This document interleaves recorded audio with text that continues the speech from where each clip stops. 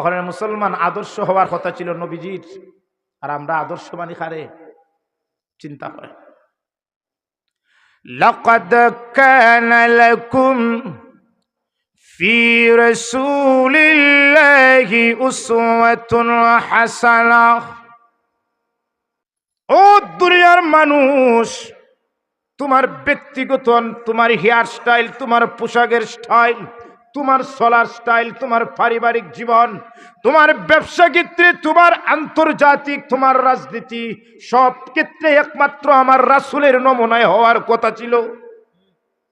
মুসলমানের জন্য সবচেয়ে দুনিয়া আখিরাতের জন্য উত্তম পন্থা হইল সব ক্ষেত্রে মুসলমান রাসূলের অনুসরণ করবে, রাসূলের আদর্শ মতো জীবনটাকে পরিচালনা করবে। ঠিক না বেটি? সব ক্ষেত্রে। ওখানে নামাজ অনুসরণ করিয়া, নামাজ আমরা খার মতন করব, রাসূলের অনুসরণ করে কোন জানি রাসূলের। এখন আমি যদি নামাজ পড়ি আমার মন গড়া, নামাজ হইব নি? জোরে বলে না, হইব নি? আল্লাহ পবিত্র কোরআনের মধ্যে বলেছেন আকিমুস সালাহ, নামাজ কায়েম করো। কিন্তু নামাজ কিভাবে পড়তে হবে আমার নবী, আপনার নবী, বিশ্ব নবী, উনার 3.5 হাত বডির মাধ্যমে আমাদেরকে শিখিয়ে গেছেন। ঠিক না? নামাজ যদি রাসূলের আদর্শ মতো হয়, ওই নামাজ তোমাকে জান্নাত পর্যন্ত নিয়ে যাবে। নামাজ যদি রাসূলের আদর্শ মতো হয়, ওই নামাজ যেই তোমার জিন্দেগির যাবতীয় অভাবরে পূরণ করবে। কার মতো নিলে? রাসূলের মতো। নামাজের মাধ্যমে রিজিকের অভাব দূর হয়। এটা আপনারা বিশ্বাস করেননি? জোরে বলেন না, বিশ্বাস করেননি? যদি নামাজ রাসূলের তরিকা মতো হয়, ইয়া সাহাবী, ইয়া রাসূলুল্লাহ, ইয়া হাবিবাল্লাহ, আমার ঘর খানি নাই, ওগো নবীজি একটু ব্যবস্থা করে দিন না। আল্লাহর নবী বললেন যাও, ওযু করো, নামাজ পড়ো। ওই আল্লাহর নবীর সাহাবী পানি দ্বারা পবিত্রতা অর্জন করে, ওযু করে, নামাজ দ্বারায় নামাজ সমাপ্ত করে বাড়িতে যায়, বিবিকে জিজ্ঞাসা করে, বিবি ঘরে কি কোনো খাওয়ার রিজিকের ব্যবস্থা হয়েছে? বিবি বলেন না।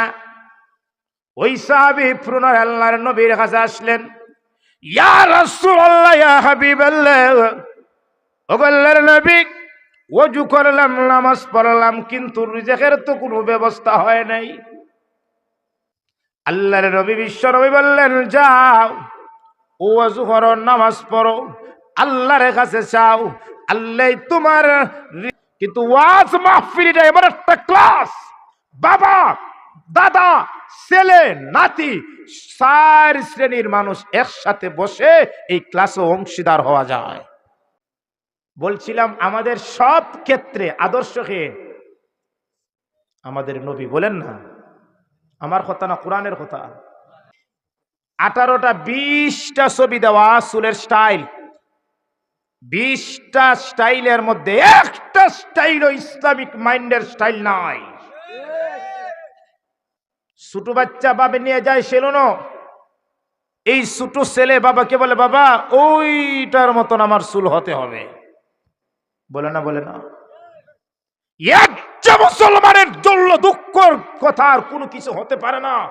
আমার ছেলে, আমার মেয়ে, আমার ছেলেকে আমি নিয়ে গেলাম চুল কাটার জন্য, ছোট বাচ্চা আমাকে খ্রিস্টানদের খেলোয়াড়ের হেয়ার স্টাইলের কথা আমাকে বলে, এর চেয়ে লজ্জাজনক বাবা পৃথিবীর মধ্যে কেউ নাই। আমি ভাবলাম মনে হয় তার প্যান্ট খেলতে গিয়ে ছিঁড়ে গেছে, হে জানে না। আমি বললাম, ভাই তোমার এই প্যান্টটা মানে ছিঁড়ে গেছে, আটটা তো গুঁড়ো কা, সরম করে তো, আপনার হাঁটুর উপরে চামড়া দেখা যায়, চামড়া পশম সহ, তো গুঁড়ো না। ও মায়, আমি যখন কইলাম ইকে হাঁটুর উপরে চামড়াটা গুঁড়ো কা, দেখা যায় ওই হাঁটুর উপরে আবার চামড়া কুলা। মানে আমি চাইছিলাম একটা দিয়ে বন্ধ করানো যায়, এখন দেখা যায় আর একটা কুলা। আর ওজনে হলে ভাই এটা ছিঁড়া না, এটা স্টাইল। এটা কি এইরকম প্যান্ট মনে হয় আমরা সমাজের যুবকরা পরন না? জোরে বলুন না। আমি কইলাম 2019 সাল চলে, এই হাঁটুর উপরে সিরার স্টাইলটা যদি খালি উফরি দিয়ে উঠতে থাকে। 2030 সালের আগ পর্যন্ত কোনটা দেখাইলে স্টাইল হবে আল্লাহ ভালো জানেন। জোরে বলুন। আটুর উফরে সিরা যদি খালি স্টাইল হয় আর যদি আস্তে আস্তে খালি উফরি দিয়ে উঠে আরো যেন কত ধরনের স্টাইল দেখা যাবে এটা খেয়ে জানেন। তা আমাদের পোশাকের সংস্কৃতি আমার নবীর তরিকা মতো না, বিধর্মীদের তরিকা মতো। অথচ মুসলমানদের সব ক্ষেত্রে আদর্শ নমুনা অনুসরণের দাবি ছিল আমার রাসূলের, ঠিক না ঠিক? কিন্তু আমরা করি কি? আজ আসার পথে এক জায়গায় হঠাৎ থোড়া দেখা যায় মিছিল শুরু হয়েছে, জায়গার নাম বলতাম না। আমি ভাবলাম না জানি কিতা, আমি আমার গাড়ির বাইরে জিগেলাম ভাই কিতা হয়েছে, কোন খেলা জিতছে যে মিছিল দিতেছে। ওয়াইজ আসার পথে কোন জায়গা বলবো না, কোন জায়গা বলবো না, সিলেট গত 2 দিন আগে আপনার সিলেটের পত্রিকার নিউজ, কোন দল জিতছে রাইট 1টা 2টার সময় গাড়ি নিয়ে সিলেট শহরে মিছিল দিছে। জোরে বললেন নাউজুবিল্লাহ। গাড়ি নিয়ে শুডাউন দিছে।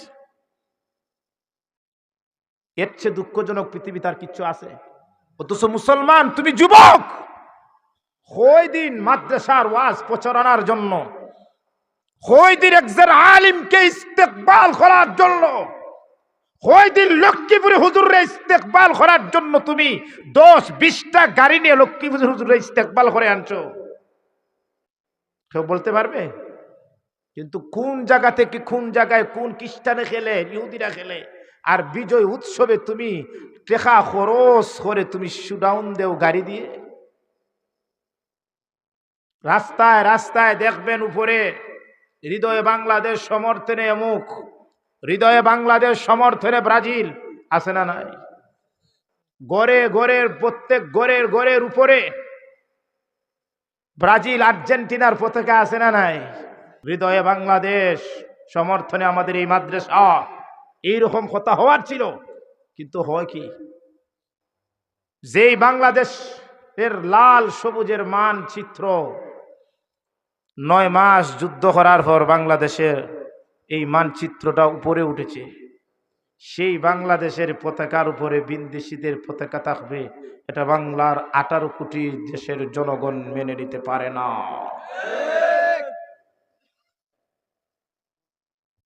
আমার দেশের একজন কওমি মাদারিসের ছাত্র কোরআনের পক্ষে আন্দোলন করতে গিয়ে ভুলে একটা পতাকায় বসে গিয়েছিল। ভুলে বাংলাদেশের প্রিন্ট মিডিয়াগুলো এই মাদ্রাসার ছাত্রকে পতাকার অবমাননা করার কারণে তার বিরুদ্ধে যুদ্ধাপরাধীর নাম পর্যন্ত অনেক মিডিয়া বলে দিয়েছে, পতাকা ভুলে বসার কারণে। আমার প্রশ্ন সেই জায়গায়, ভুলে যদি একটা পতাকা নিচে পড়ার কারণে যদি যুদ্ধাপরাধী পর্যন্ত তাকে বলা যায়, তাহলে আজ বাংলাদেশের পতাকার উপরে প্রত্যেকটা গড়ে গড়ে কেন বিদেশিকের পতাকা উঠবে? আমার প্রশ্ন সেই জায়গায় প্রশাসনের কাছে।